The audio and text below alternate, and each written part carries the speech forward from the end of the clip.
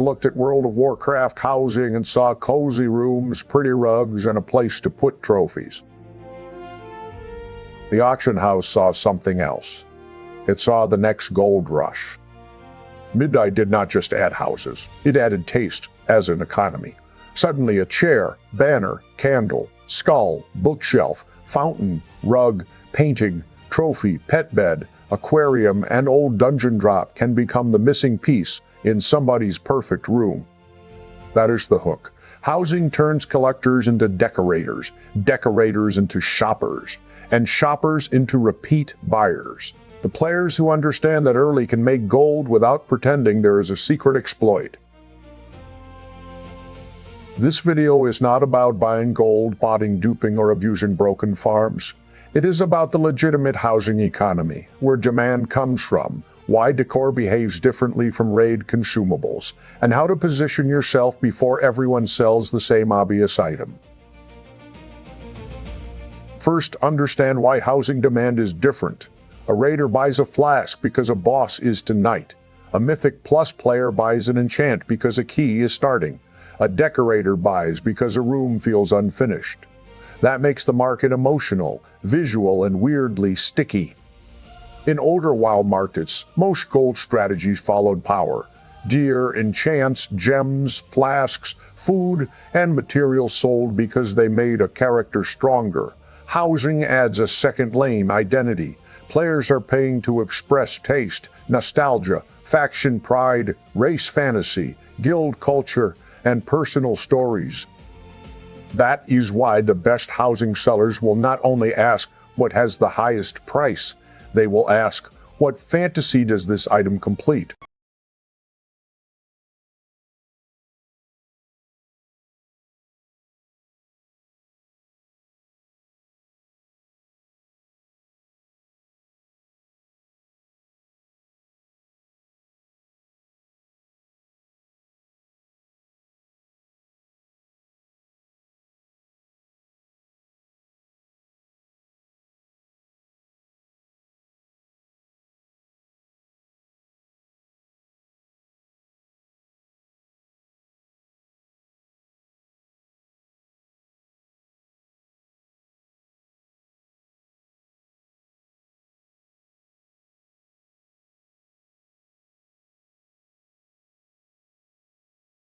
Do or do not. There is no try. A Blood Elf study needs different pieces than an Orc war hall. A cozy mage tower needs different stock than a trophy room full of raid kills. The first gold lane is vendor decor. Wowhead is already tracking vendor-sourced housing items, and Blizzard has made clear that decor comes from multiple types of gameplay, not one single pipeline. Some vendors take gold, others take local currencies, some stock can be limited or worth checking again. This creates a simple opportunity. Many players hate travel, reputation, errands, currency cleanup, and vendor hunting. If an item is tradable or feeds a tradable craft, convenience becomes profit. You are not only selling a decoration, you are selling the time someone did not spend tracking it down. The second lane is old world decor farming. The lazy assumption is that old content is dead. Housing argues the opposite. Old raids, dungeons, reputations, vendors, and achievements suddenly become showrooms. A forgotten prop can matter because it fits a room better than a shiny new object. The practical strategy is to build routes around themes. Undead rooms need bones, candles, crypt pieces, chains, plague props, and gloomy furniture. Night Elf rooms need plants, moonlit pieces, wood, banners, and nature items. Goblin spaces need machines, signs, explosives, crates, pipes, and chaos. Do not farm blindly. Farm stories. If a dungeon looks like a haunted library, a titan vault, a pirate hold, or a noble estate, ask whether decorators would want pieces from that visual language. Housing rewards players who think like set designers. The third lane is profession-made decor. You're gonna need a bigger boat.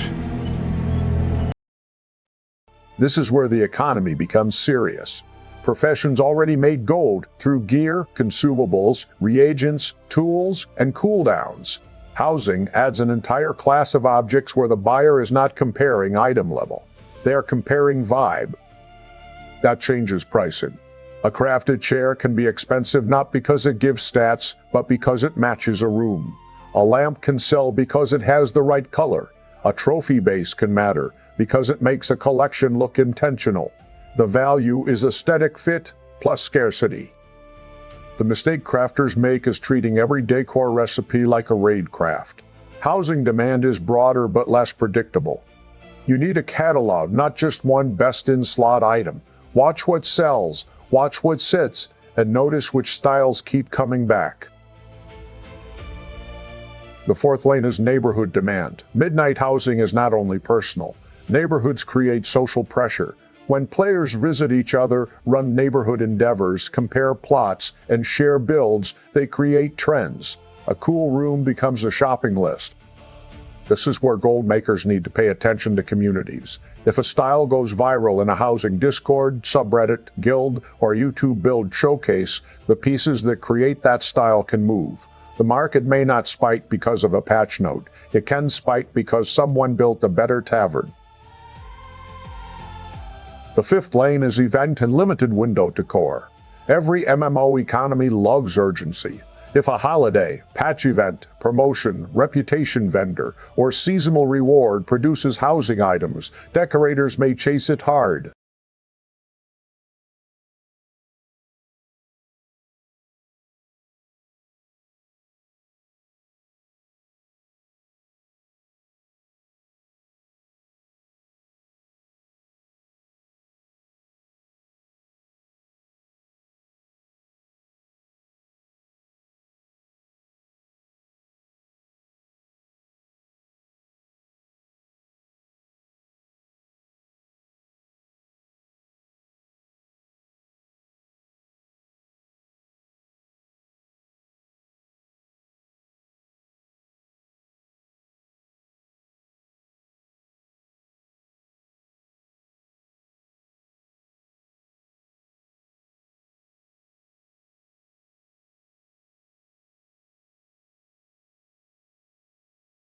That's it, man. Game over, man. Some people will want the item now. Others will miss the window and pay later. The safe play is documentation. Keep notes on what comes from where, whether it is repeatable, whether it is account-wide, whether duplicates exist, and whether the item can actually be sold. Gold is made in the details. A pretty screenshot is not a market plan. The sixth lane is materials. Housing does not only create demand for finished decor, it creates demand for everything underneath it. Herbs, ore, cloth, leather, fish, wood-like resources if a recipe uses them. Old materials, vendor reagents, and the boring components crafters need in bulk. This is why gathering is still part of the housing gold rush. You do not have to be the decorator. You can be the supplier to the decorator's supplier. If a popular decorator craft needs a bottleneck material, the person flying loops may make steadier gold than the person crafting the headline item. The seventh lane is flipping, but only if you respect risk. Housing creates strange mispricing because players do not yet know what items are worth. Someone may list a rare decorate-connected item like trash. Someone else may overpay because they think every house item is the next mount market. Your edge is patience. Check sale rate, region price, source difficulty, deposit cost, and whether demand is real or just new system excitement. Do not tie your whole bank to one theory.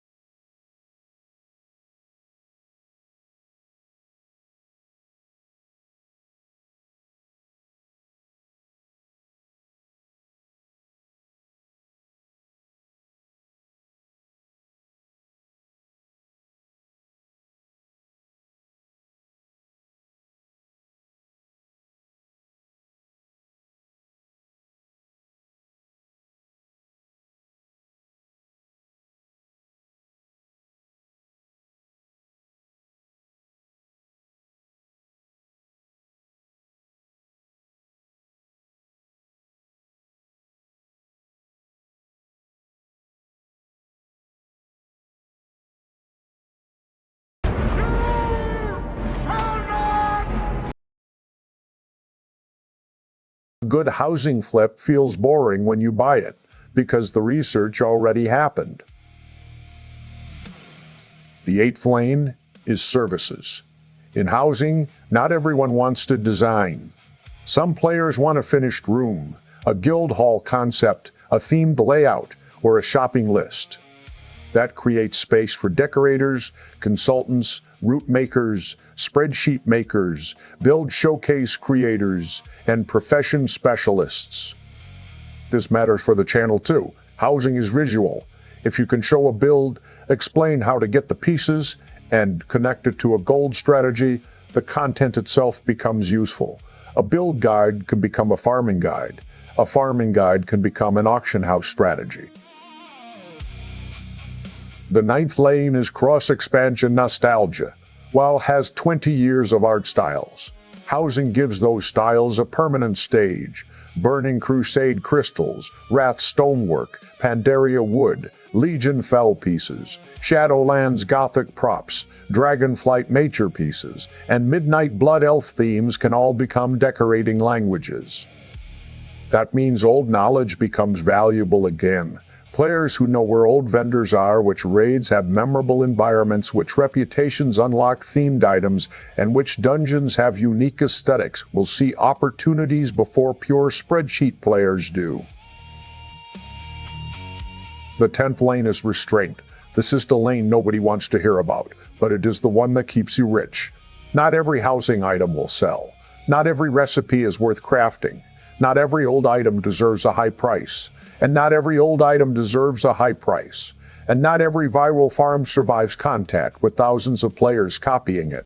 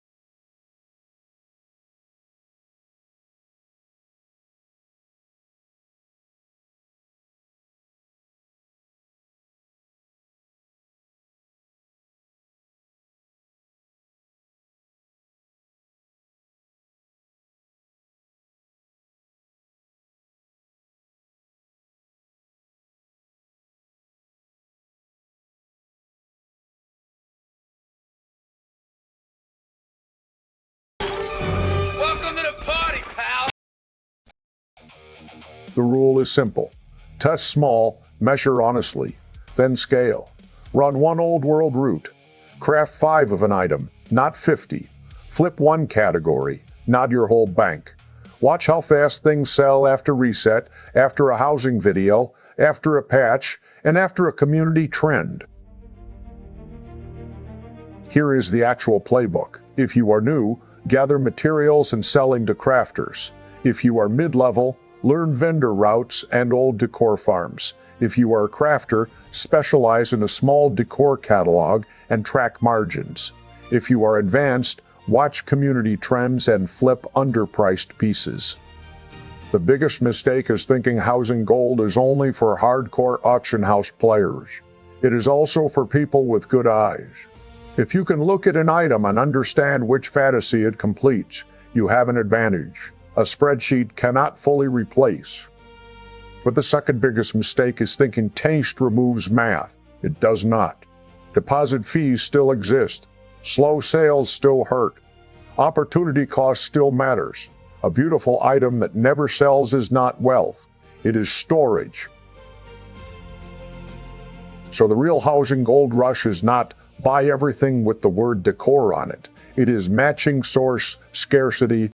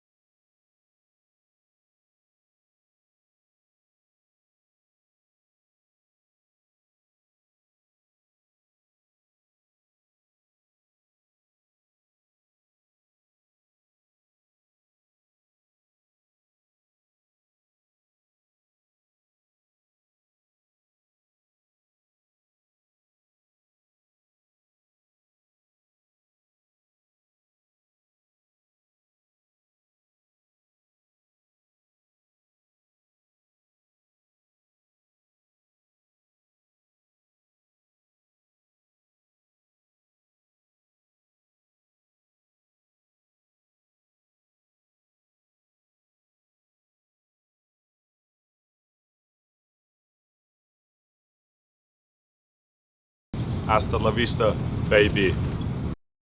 style, and timing. The item needs to look good, come from somewhere annoying enough to matter, fit a fantasy people are building, and reach the buyer when they are ready to finish the room. That is why housing can change WoW's economy long after midnight launch week. Player power resets every season. Taste does not reset the same way. A good room can keep its value as a social object, and the items that make that room possible can keep moving through the market. If you only remember one thing, remember this: housing makes old Azeroth liquid again. The world becomes a warehouse of props, themes, memories, and status symbols. The gold is not hidden in one perfect farm. It is spread across thousands of players trying to make a place feel like theirs.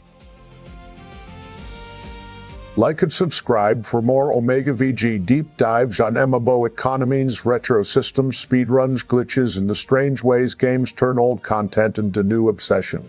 The housing gold rush has started. Most players still think it is decorating. The market knows better.